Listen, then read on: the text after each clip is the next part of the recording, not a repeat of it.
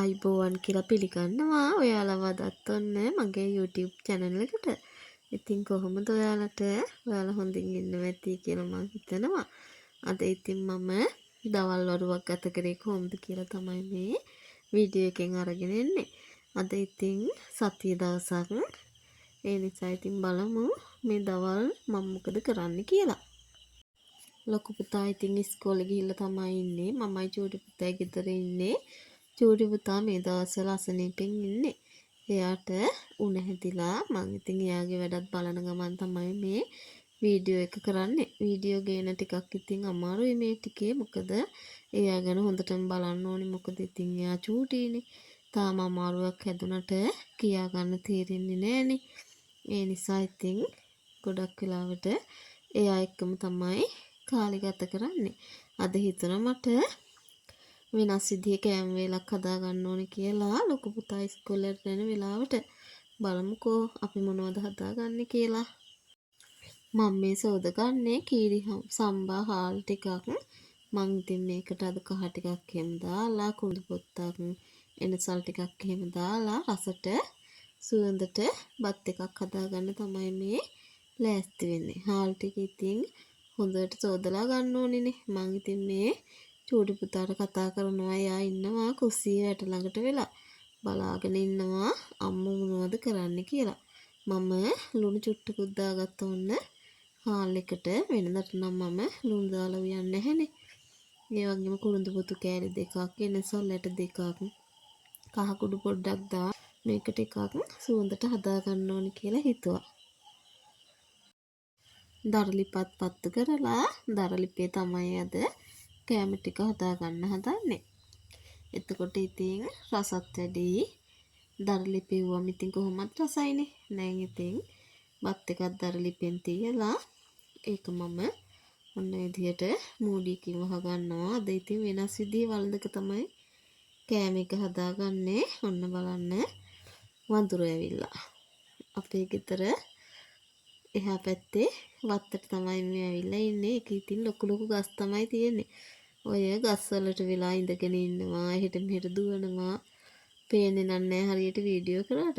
ඔය අන්තිමට වගේ පේන්නේ. බලන්නත් ලස්සනයි ඉතින්. මම ඉතින් කුස්සියට වෙලා උයන ගමන් ඕවත් බල බල තමයි උයන්නේ. චූටි පුතා කාලේ ජනේලෙන් බලනවා ගිහිල්ලා ඒ ජනේල් පාතයිනේ. එයා ගිහිල්ලා ඒ වයින් බලනවා වඳුරු දිහා. මම කිව්වහම අන්න පුතේ වඳුරු ඇහිල්ලා කියලා. දැන් එයාට හොඳට තේරෙනවා. ටක් ගාලා ගිහිල්ලා බලනවා. පේනවා ඇති ඉතින්. චූටි උනාට ඒ වගේ දේවල් බලන්න ඉතින් කැමතිනේ. ඔන්න බලන්නකෝ වඳුරු ගොඩක් හිටියා. මම ඉතින් පොඩ්ඩක් විතර වීඩියෝ කරගත්තා. ඔතන ඉතින් ওই පල්ලේ තියෙන්නේ පුරන් වෙච්ච කුඹුරක්. කුඹුරෙන් මේ පැත්තට එන්න ලොකු ගස් නැහැ. ඒ හින්දා මේ පැත්තට එන්නේ එහා පැත්තට වෙලා ඉන්නවා. ඔය බලන්නකෝ තියෙන කෝලා. හැබැයි ඉතින් කිසිම කරදරයක් නැහැ. ඇවිල්ලා ඔය කොලාතු දලු කාලා යන්න යනවා. ගෙවල් වලට එම් පනින්නේ නැහැ කවදාවත්. අපේ පැත්තේ ඉතින් කොහොමද ශ්‍රීලව්ගෙන් වඳුරන්ගෙන් කරදරයක් නැහැ. ඕන තරම් කැලෑව තියෙනවනේ. කෑම જાති තියෙනවා. ඒගොල්ලෝ ඉතින් ඒව කාලා බීලා තමයි ජීවත් වෙන්නේ. ගෙවල් වලට පැනලා කවදාවත් හොරකම් කරලා කන්නේ නැහැ. මිනිස්සු ගහන්නෙත් නැහනේ ඉතින්. ඔන්න ඉතින් මට හිතුණා සුවඳ හමන බත් එකට බටු මෝජු එකක් හදාගන්න. ඒ වගේම මාළු මිරිස් පිරවුමක් හදාගන්න. මගේ ගස්වල වම්බටුත් තියෙනවා. මාළු මිරිසුත් තියෙනවා. ඒ ටික හදාගන්න තමයි මේ ලෑස්ති වෙන්නේ. මේ ගහේ ගෙඩි දෙකක් තිබිලා ඔන්න ලොකු ගෙඩිය මම කඩාගත්තා. මේ වම්බටු ගහේ තියෙනවා ගෙඩි 3ක්. මම එකෙන් ඉස්සෙල්ලම හැදිච්ච ගෙඩිය විතරයි කඩාගන්නේ. ඉතින් අපේ ගෙදර අපිට කන්න ඉතින් ගොඩක් හදන්න ඕනේ නැහනේ. ওই ගෙඩි දෙකෙන් පුංචියට බටු මෝජුවක් හදාගත්තාම ඇති. ඕන්න තියෙනවා මාළු මිරිස්. මම දැන් ඉතින් මාළු මිරිස් කරල් 3ක් කඩා ගන්නවා. ඉස්සෙල්ලා හැදිච්ච ටික ගේ අස්සෙත් තියෙනවා කඩෙන් ගෙනාවු මාළු මිරිස් කරල් දෙකක්. ඒ දෙකක් දාලා මාළු මිරිස් පිරවුමක් හදාගන්න තමයි ලෑස්ති වෙන්නේ. ඔන්න ඉතින් තියෙනවා අද මම නෙලාගත්තු අස්වැන්න.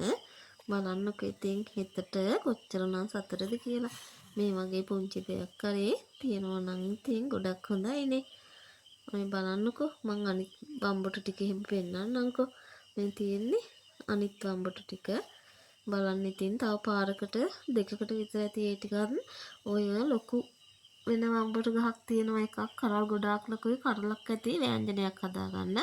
ඒ හින්දා තව දෙපාරක් විතර කන්න වම්බොටු ගස්වල තියෙනවා. පොල් ටික ගාගත්තා මුලින්ම එතකොට මට ලේසි. ඔන්න ඉතින් බත් එක නම් ඉදිලා මේක දැන් අඩු ගින්දරේ හොඳට තැම්බෙන්න වහලා තියන්න ඕනි.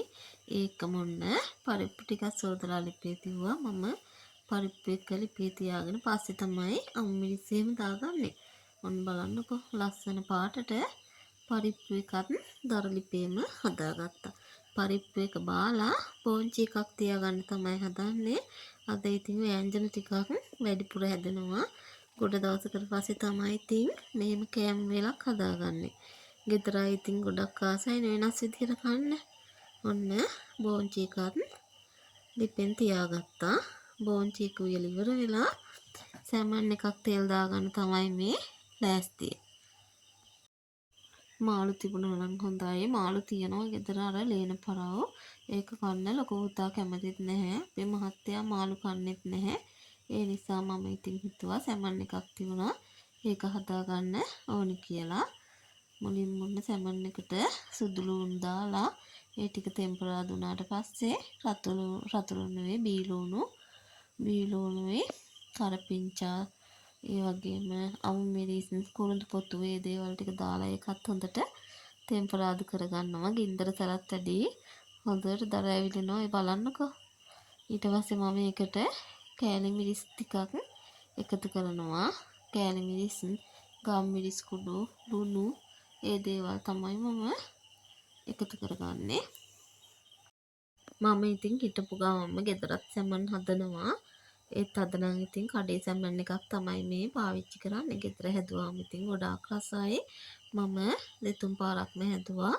ඇත්තටම ඒ රස නම් කඩේ සැමන් වලින් ගන්න බෑ.